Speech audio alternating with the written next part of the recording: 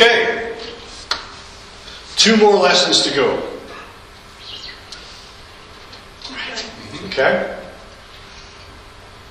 The first one that we're going to go through is lesson 11. And this is looking at what is described as the 5 levels of leadership. What we're going to look at, and we're going to look at quickly at the 2 main references for this. And I've pulled it out because I think the teaching in this is really quite fundamentally important and has been linked to what is considered really good success in organizations.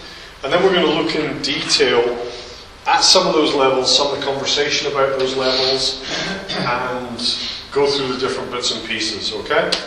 So I don't expect this to be an overly long lesson, but I think it's really important to begin to understand some of the levels that each of us will operate at, regardless of whether you're strategic and tactical. So this is a different way of looking at it. But regardless of whether you're a strategic or a tactical thinking leader, you will operate, hopefully, at all of these levels over some period of time. Okay? But we're going to have a look at that. The 2 key references that we're going to be talking about, and if you haven't read these books, I'd recommend them. They're really worth it. They're not necessarily ministry books per se, but they are of real value. Good to Great is a book that was written or authored by Jim Collins. It's actually a study of businesses that outstrip their competition in a particular field over a given time by a significant margin. Okay? The reason I think it's useful for you, even if you're in ministry, alright? Even if you're in ministry or you're in a church or whatever, there are principles that they identified about these organizations that seem to go far over and beyond all the others that I believe are transferable into all aspects and all spheres. I think are really worth learning. And one of them, we're going to look at in a moment in more detail, is this concept of the level 5 leader. John Maxwell has also written a book, and he was pushed to write this book because he kept teaching on this subject and keep bringing up this thing about the 5 levels of leadership. And everybody's like, right, well, what are they? How come you never document? So he eventually got around to writing the book, and it's a really good book, and we're going to be referring to it quite heavily as we go through today's lesson.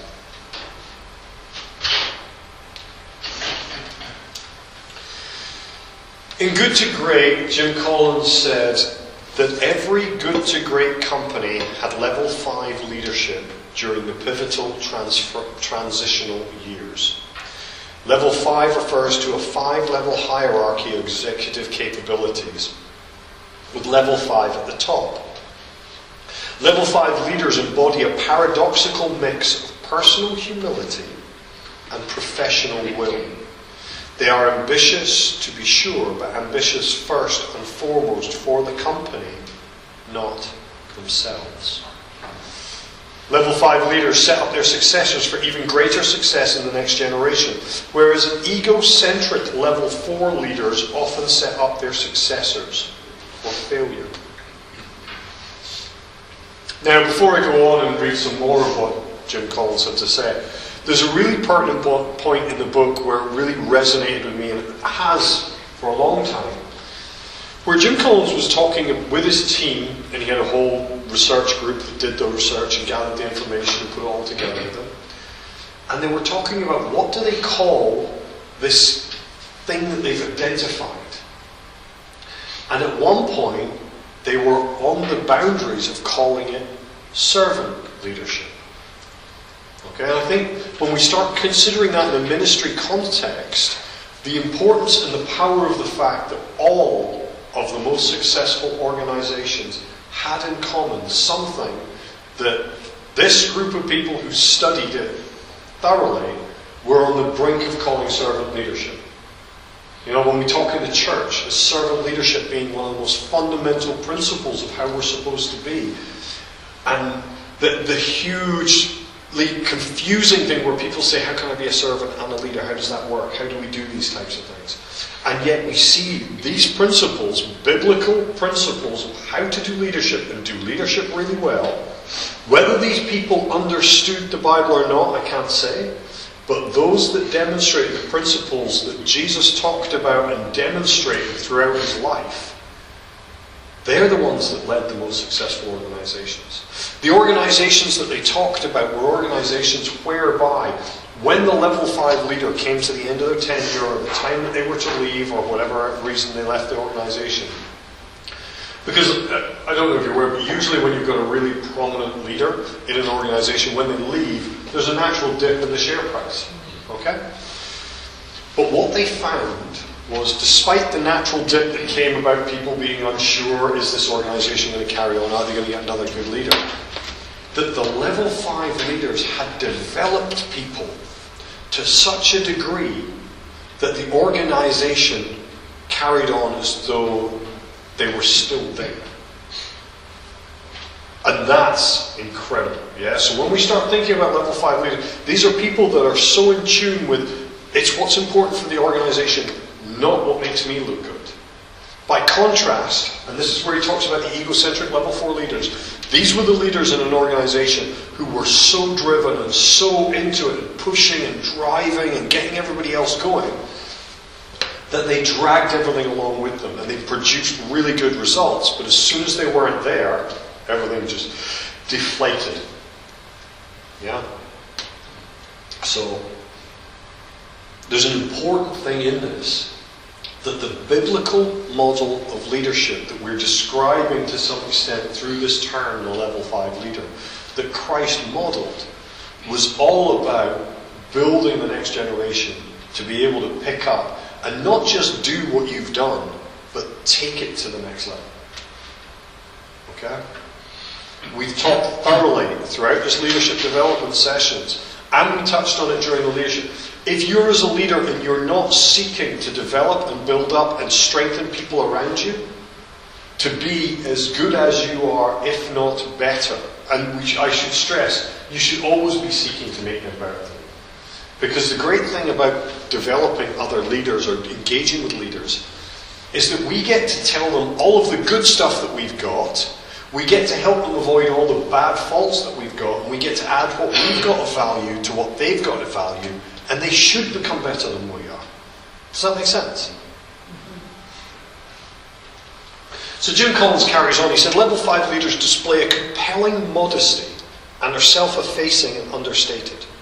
In contrast, 2/3 of the comparison companies had leaders with gargantuan personal egos that contributed to the demise or continued mediocrity of the company. Level 5 leaders are fanatically driven, infected with an incurable need to produce sustained results. They are resolved to do whatever it takes to make the company great, no matter how big or hard the decisions. Do you hear when I'm talking about this leader? They're not about themselves, they're about the organization. In this case, they are talking about companies. But can you imagine if we bring this whole mentality, this thought process into the way we run ministries in the church? That people are more aligned with seeing those ministries or churches thrive than being a name on a pinboard. Yeah, people are more interested in seeing that whole thing thrive, and we do have many of them in the church. But just that concept, that whereby people are in that space, that to me is where people should be when they're driving these types of organizations. Level 5 leaders display a workman-like diligence, more plough horse than show horse. They're in there working there. They're not strutting around, showing off who they are. They're actively in there doing what they need to do. They look out the window to attribute success to factors other than themselves. When things go poorly, however, they look in the mirror and blame themselves, taking full responsibility. The comparison CEOs often did just the opposite. They looked in the mirror to take credit for success, but out the window to assign blame for disappointing results. Okay? So these are, and this is why I thought this concept was really important. Yes, we're looking at kind of business teaching, but I think it's really pertinent in this space. Now, when Jim Collins describes level 5 leadership, he's got a slightly different perspective than John Maxwell, but there's a lot of alignment, and that's why I've put the two together when I talk about them during this teaching. Okay?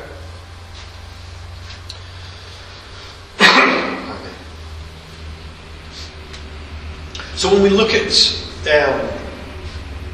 there's a lot, just outside the whole leadership thing, there's a lot of good things that are brought out in the Good to Great about the way that we improve and we drive improvement. We've talked about change management. We've talked about the fact that leaders are actually change agents. Leaders are supposed to inspire, engage, and bring things to a new level.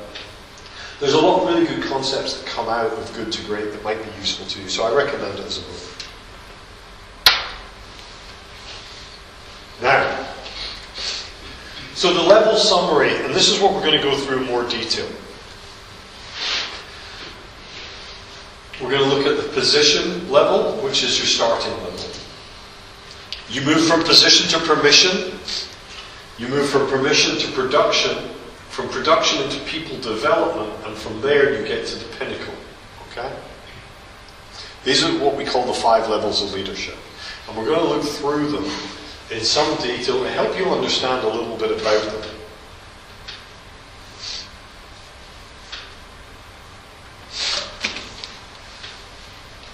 Position, level 1. This is where everybody in leadership starts out. And the interesting thing about these levels of leadership is, if you in one context, in one organization, in one group of people have ascended to a particular level, when you actually move into a different group, you don't automatically jump to that level. You end up referring back down to the start and have to build your way up through the levels with a different group. So as it says, level 1 is the lowest level of leadership. I apologize that these slides for this session are quite wordy, but I thought it was important to give you the information so that you've got it. It's the entry level, if you will. It's the job title that you get, or the position title you get. It was interesting when I really got engaged with this teaching, one of the things that really grabbed me about understanding the position, and the position as a level of leadership, as a way of testing myself and my own capability as a leader, I went around to every organization I was involved in, and I abolished any title I had in that organization, so that I didn't have a formal position.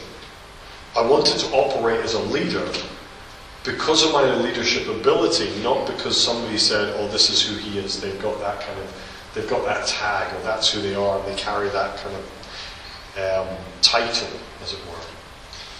If you're one of the people that wants to sit on your laurels of a title and use your title to enforce your will, then you're never going to move out of level 1 leadership. Okay? It's a fact. Anybody can get a position, and there's nothing wrong with having a job title. I'm not saying that at all. But if your job title is the only thing that gives you influence, then you're well short of your leadership potential that you have to be able to influence and carry people. Yeah? Everything is wrong with just relying on that position. Okay? Now, when you have a title in a church or a ministry, you tend to be working with volunteers. If you're only at a positional leadership level, you won't be in leadership very long. Because one of the keys to actually having some level of success as a positional leader is having some form of leverage that you can put over people. And when you're dealing with volunteers, you don't have a lot of leverage. Okay? It's one of the reasons that a lot of the world, let's be honest, John C. Maxwell, who wrote this stuff, it's one of the reasons he gets called into Fortune 500 companies, because he taught leadership to churches and made churches work effectively with large volunteer organizations. And you've got companies that are struggling to achieve volunteer organizations levels of kind of a commitment and engagement when they're paying people. Yeah, and they do have some form of leverage. So that's why it's interesting to see that they're bringing people out of the church to teach businesses what they do with their volunteers, because you get that engagement. As it says, and I've bolded this, at level 1, people only follow if they believe they have to. Okay? May sound a little bit harsh, but it's true. At level 1, if you're just a level 1 leader, people will only follow you because they believe they have to. So, as I mentioned, people who remain on level 1 will find it difficult to work with volunteers because they don't have that influence, they don't have that leverage point to push forward and help people drive to another level. Okay? Volunteers are aware they don't actually have to follow anyone if they don't want to. They can stop volunteering, they can do what they like. Sadly, I've worked in an organisation in a position where I had someone who actually did have to follow what I said, but treated themselves like a volunteer. And that becomes a very difficult scenario to work in. But it's not all bad. See, we've all got to begin somewhere. Yeah? We've got to begin somewhere. And level 1 is where everybody begins. Yeah? It's where you begin to invest. You get the opportunity. I mentor a young guy who has recently had the opportunity to step into a management role in the organisation that he's in. And he's thriving on the opportunity because it gives him a chance to shift the focus of his role and what he's supposed to do on a different day-to-day basis to be able to show his leadership ability. So he's taken the position as an opportunity to show that he's capable of much more. And that's really what we should all consider positional leadership about at this level 1. It's an opportunity to show that we're available for much more. Okay? Learn to lead yourself. Every one of us has to lead ourselves before we lead anybody else. If you can't lead yourself, well, nobody else is going to follow you. Right? It's a fact. That's just the way people are. Okay? How do you prioritize? What's your self-discipline? When you use that, as you use that, you will begin to, as you begin to demonstrate that you lead yourself well, the people who you may have a position to lead will notice. They will see that. They'll begin to understand that. They'll begin to review that. And that's what gives you the right to move to level 2, which is permission. So as it says, level 2 is based on relationships. So here, we're now at a level where people are actually choosing to follow you. You could still be in the same organisation with the same title, but now people aren't following you because you give them a paycheck. They're following you because they've chosen that you're the leader they want to work with.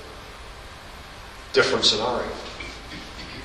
And as it says, in other words, they've given the leader the permission to lead them. If you want to grow at this level, you need to work on getting to know people and connecting with them. What did we say was one of the most important things about connecting with people? Listening. Yeah? A leader who just tells everybody all the time isn't going to connect very well. Okay? If you want to grow at this level, you're going to connect with people, you're going to learn to listen to them, you're going to be able to connect, figure out what's going on. You need to like people in order to be able to do this well. If you're an introvert and much rather be miles away from people, you're going to struggle to move through this. It's not impossible, but you're going to struggle, yeah? Introverts work very well in one-on-one, so you may use that as your way of excelling in this space. But you really need to work with people, like them, because if you don't like them, it's very unlikely they're going to like you. Okay, that's... Talk about emotional intelligence and all these different types of things. At the permission level, you really need to start demonstrating a high EQ. This is also when you start to understand the different levels of leadership and how you maneuver through them. Why, when you begin to understand about emotional intelligence and how it becomes such a key component of people who drive and become very successful in life and become recognized as leaders and everything else, why EQ is such a fundamentally important aspect of their success. We've talked a little bit, and I think back when we did the leadership level, certainly potentially when we've talked through the leadership development, when you engage with people, when you want to work at that permission level, treat everybody as an individual. Okay? Engage with them as an individual. Treat them differently than you treat other people. Not because you want to single them out, but because everybody's actually completely unique. I've always tried with my children to give them the opportunities to have different tastes and do all that kind of stuff. You don't just shoehorn them in a box and they've all got to go down the same channel. In my own life, growing up, with my 3 brothers, we were all schooled differently. Yeah? We all went to different schools as befitting and suiting who we are and where we are and what was suitable for us. Okay? We were all treated slightly differently. We were all given the same opportunities, but how we used those opportunities was different as a result, and we ended up in different places. So, when you begin to treat people as individuals, remember we talked about the fact that begin to learn to see everyone as a perfect 10. When you see someone as a perfect 10, you don't always know what for, but you begin to look for it and you begin to recognize what somebody's really good at. And everybody's going to be really good at something different. But when you recognize that and you excel and you build them and you encourage them and you engage them for that perfect 10, that's when you'll really get this permission level, because they'll recognize that you actually want to help them be the best that they can be, rather than turn them into something that you want. You understand the difference?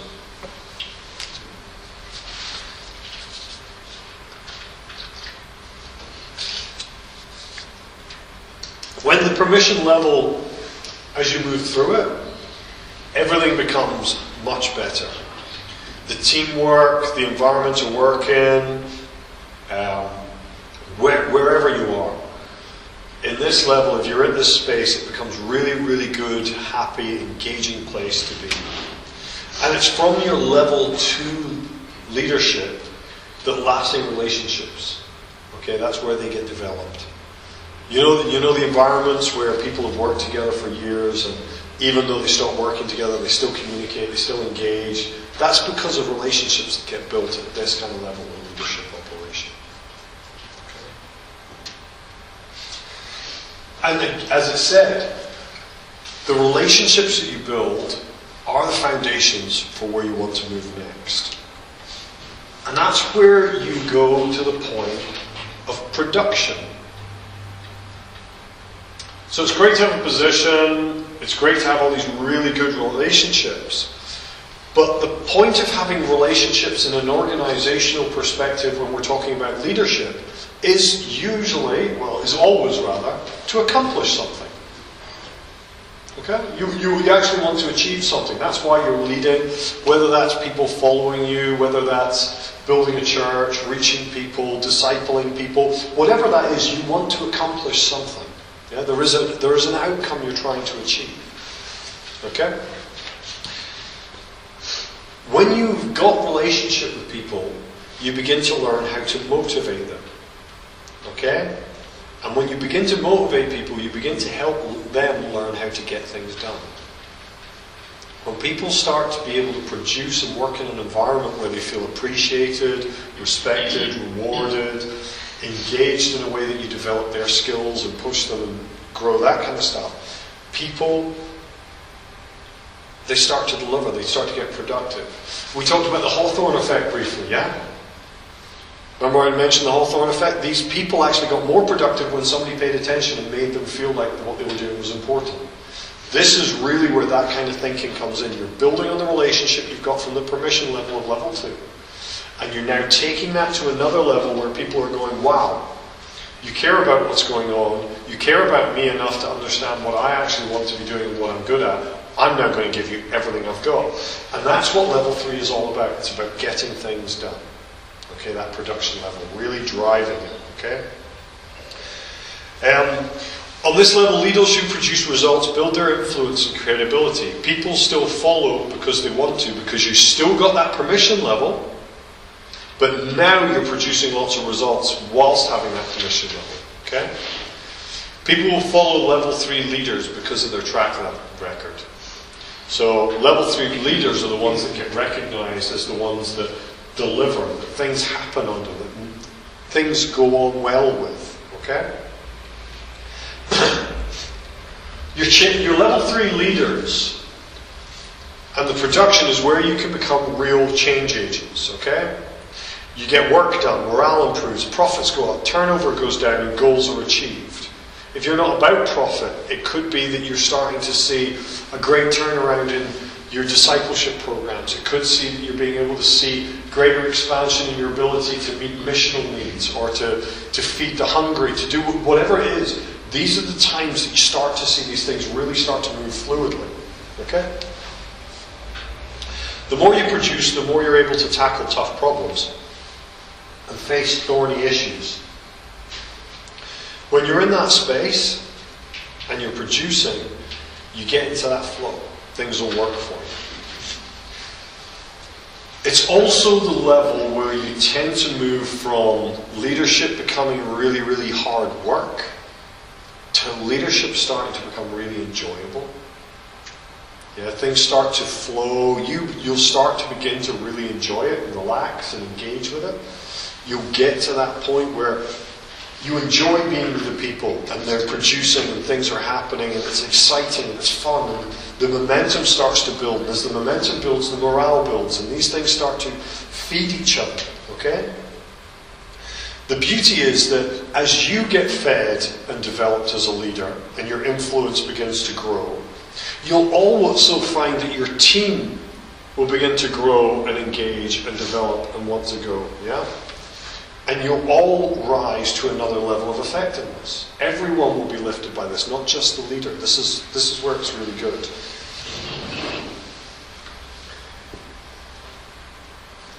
As I say, when you want to develop from level 1 to level 2 to level 3 and keep going on 4 or 5, the idea is not to, I'm done with that level, I don't need it anymore. Okay, at no point does a level 2 leader or level 3 leader stop needing to lead by permission. Level 4 leader still needs to lead by permission. When you're level 3 and you get to that point of production, when you move to the next level, we start preparing ourselves to move to the next level of leadership. You still want to have permission and you still want to produce. You still want to achieve the results. So as we progress, we want to make sure that we're being consistent. We just add more, okay? And that gets us to level 4. Now level 4 is really, really important for us because we're doing leadership development here. Okay, that's what the objective of this unit is about. We've talked about mentoring, coaching, training, all these different types of things. Level 4 is where we're taking some of the stuff we've developed and understood at level 2. We've built relationships with people. We've understood what's in their heart. What do they want to do? Where do they want to go? Where do they want to take this stuff? And we start to help develop them to be able to reproduce as leaders. We want to identify and develop as many of the people that we've been connecting with, that we've had that permissional leadership, to see how many of those could become further leaders that are going to develop their own people. Because these are the ones that we want to start identifying to really invest in and help them grow. And it's interesting because you can almost tell poor leaders, because poor leaders become intimidated by other people that are potentially successful.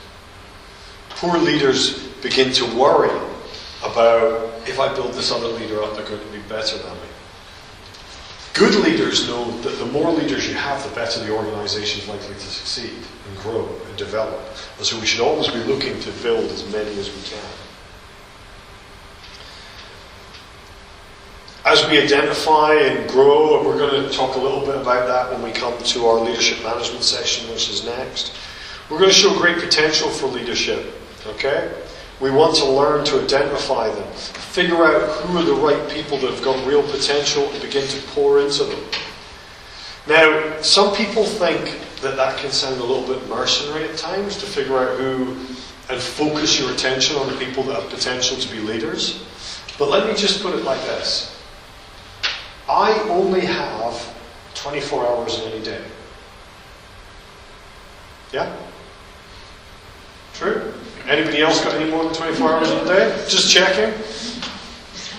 If I spend the time that I have available developing somebody who I know can develop other people, then I maximize the ability and the reach overall of my time. Does that make sense? This is why developing leaders becomes good, because they're developing other people, and constantly this thing goes on where people are developing people who are developing other people. If I'm developing people who won't develop other people, that time is spent once. If I develop people who are going to develop others, that time gets spent effectively over and over again, because the time I spend with them then gets poured into others. Does that make sense? It multiplies, it grows, it develops.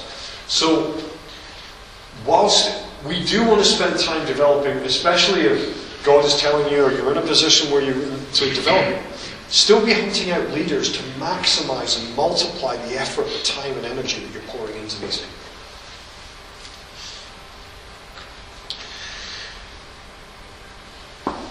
The more leaders you raise up, the more lives will be changed. We're wanting to change culture, change society, transform things. The more we change, the better.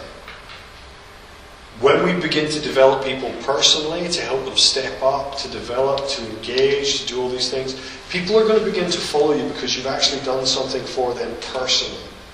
Okay? Some of these relationships, and this comes back to the fact that at this role you're really in a mentoring role. Okay? Potentially looking at different opportunities to coach, to develop, all these types of things. I've talked about mentoring extensively earlier on in one of the earlier lessons. And it really is true that kind of fathering or mothering relationship that comes through mentoring and good mentoring grows into a relationship that is massively sustainable. And they do last a lifetime. So if you want to grow people at development level, you need to make sure that investing in leaders is a priority. Okay? Take intentional steps to help every day help them grow. Little things. You know, sometimes all that some people need to grow on any given day is one word of encouragement. So it doesn't need to be hours and hours. So we need to not overcomplicate these things and create huge burdens. Sometimes it's simple as sending someone a text message that encourages them to go on. Sometimes it's about spending more time with them. Sometimes it's about helping them find books or resources or things like that. It can take on many different forms, but it doesn't always have to be massively complicated. Sometimes it just takes a little bit of time and recognizing and helping somebody else recognize that they were being thought of in a good way. Do it consistently, and you'll begin to move towards the 5th level. Now, there's a really interesting thing that happens when you come to level 5. And they call level 5 pinnacle. See, you can strive to engage and build relationships to get permission to lead people. You can engage people and learn how to help them get things done in order to advance to the production level. You can begin to be strategic in the way that you approach and engage and develop leaders to get to that level 4. But when it comes to level 5, there's nothing you can do to put yourself there. Level 5 is where it all gets flipped upside down, and it's the people you lead decide to put you at that level. It's the people that you lead decide, I've given you permission, you do produce, and you've taken the time to develop me and the people around me. We think you're at the pinnacle. Okay?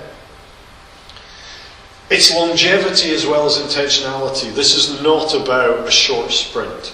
This is about regularly, continuously pouring in and making sure that you're consistently developing people. That you're consistently caring about them and taking permission, getting permission to lead them. That you're consistently doing this. That people can see this isn't an act you're putting on to get kudos and get ticks in your box so that you can claim something. This is actually who you are, and that you're at this point where you care.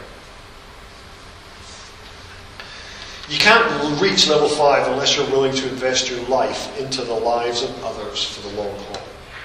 But if you stick with it, if you continually focus on both growing yourself at every level and developing leaders who are willing and able to develop other leaders, you may find yourself at the pinnacle. The commitment to becoming a pinnacle leader is sizable, but so are the payoffs. Level 5 leaders develop level 5 organizations. They create opportunities other leaders don't. They create a legacy in what they do. Jesus Christ spent 3.5 years doing the things we're talking about. Yes, they built structures and all these types of things around it. He did it all, okay?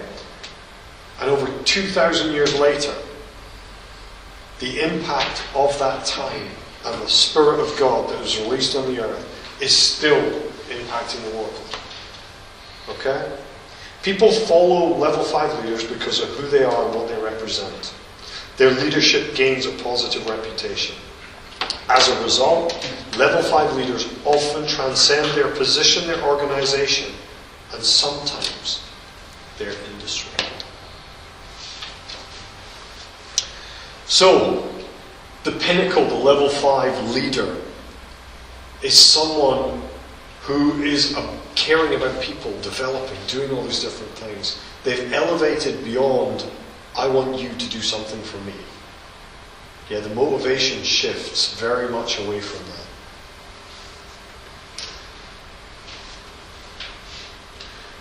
that. Now,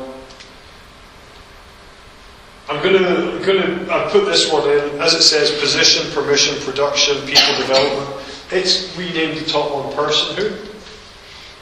But I thought what they talked about was really important. The first one is about the level of your rights. People follow you because they have to. When you get to level 2, it's the level of relationships, and people follow you because they want to follow you. At level 3, the level of results, people follow because of what you have done for the organization. In people development, at level 4, it's the level of reproduction. People follow you because of what you have done for them. And then you get to the top level, where it's the level of respect. People follow because of who you are and what you represent. Okay? I hope that's useful and engaging and challenging some of the mindsets about what we're doing with leadership. I think the 5 level model kind of works. I like models because they help structure my thinking. And